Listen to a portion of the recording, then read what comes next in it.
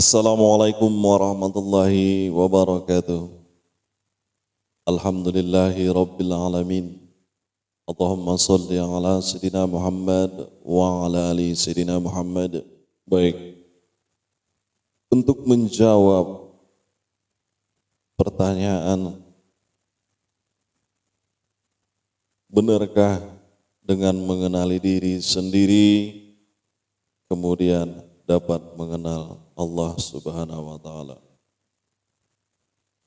Man arafa nafsahu faqad arafa rabbahu. Baik, untuk menjawab pertanyaan tersebut,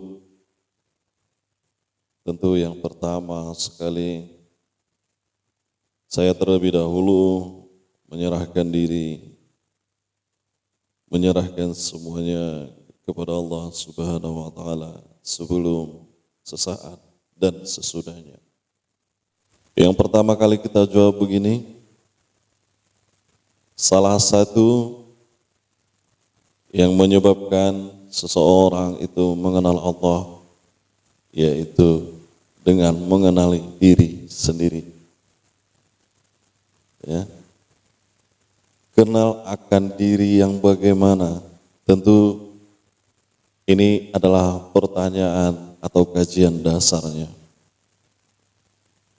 Apakah dengan mengenal nama diri, mengenal tahu bahwa diri ini adalah seorang manusia, seorang hamba Allah, itu sudah dinamakan dengan kenal diri, dengan mengenal yang sebenar-benarnya? Ya. Tentu sangat jauh, lebih dalam, lebih spesifik lagi secara zahir dan batin. Ketika memang nanti sudah mengenali diri dengan secara sempurna, disitulah mengakibatkan nantinya kita akan kenal ya dengan Allah, kenal dengan pencipta kita, bahkan bukan hanya dekal, bukan hanya kenal. Kalau hanya sebatas kenal ya kurang ya, tapi harus dekat. Dan setelah dekat kemudian ridho, seperti itu. Tapi karena pertanyaannya apakah kenal diri itu bisa kenal kepada Allah, baik kita batasi jawaban kita hanya untuk sementara ini menjawab pertanyaan yang dimaksud. Baik, pertama sekali kita harus mengetahui yang perlu dikenal itu adalah diri yang zahir dan diri yang batin. Diri yang zahir sederhananya adalah diri yang dapat dilihat dengan kasat mata. Ya. Apakah diri yang kasat mata itu hanya bagian luar saja, sedangkan yang tidak terlihat dengan kasat mata ada tulang belulang, ada jantung, usus, dan lain-lain? Tentu bukan seperti itu.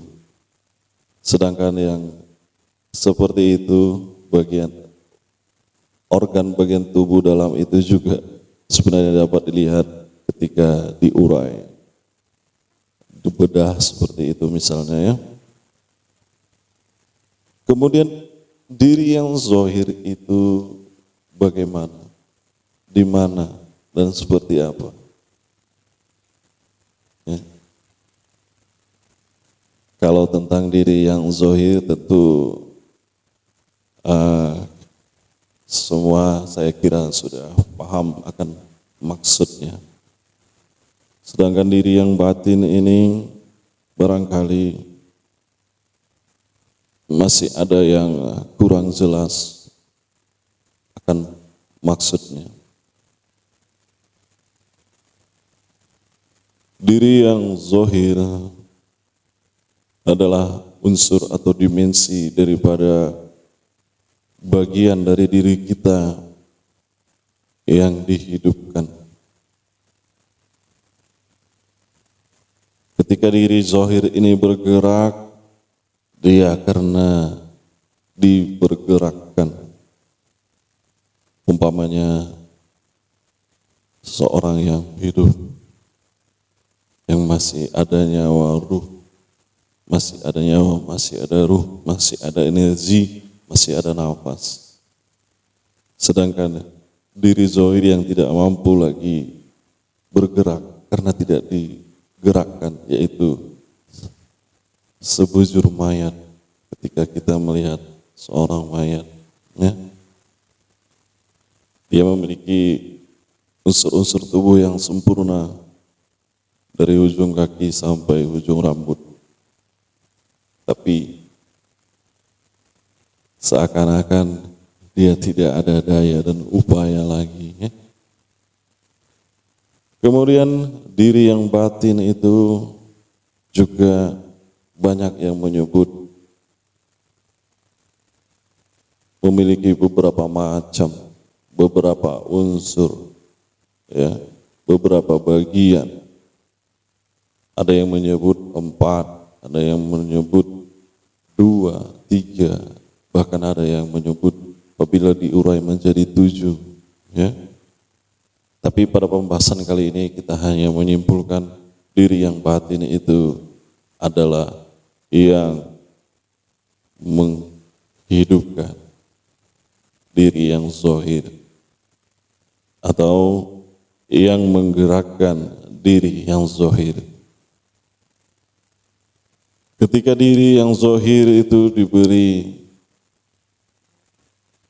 gendang telinga, daun telinga, namun tidak akan mampu mendengar segala dimensi suara apapun. Ketika diri yang zahir ini tidak diberikan pendengaran, ya, ketika diri yang batin tidak dikuasakan oleh Allah kepada diri yang batin untuk memperdengarkan kepada diri yang zahir. Begitu juga ketika mata ini, kedua mata ini, ya, yang memiliki segala unsur-unsur alat, mulai dari kelopak, ya, lensa dan seterusnya, yang apabila kita jabarkan tentu sangat panjang, dan itu ahlinya adalah dokter mata, spesialis mata, ya. Namun ketika diri zahir ini tidak dikuasakan oleh Allah kepada diri yang batin, untuk diri yang batin ini untuk memperlihatkan atau diberi penglihatan, mampukah untuk melihat?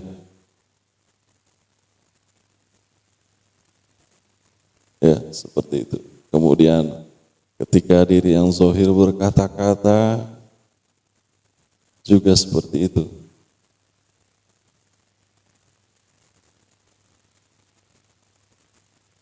Nah, ini adalah ringkasan singkat dari kami. Ya, tentu saja apabila mengenali diri akan mengenali Allah Subhanahu wa taala. Yang kita jabarkan secara singkat itu tentu hanya sebagian kecil, ya, dari pengenalan diri yang seutuh-utuhnya.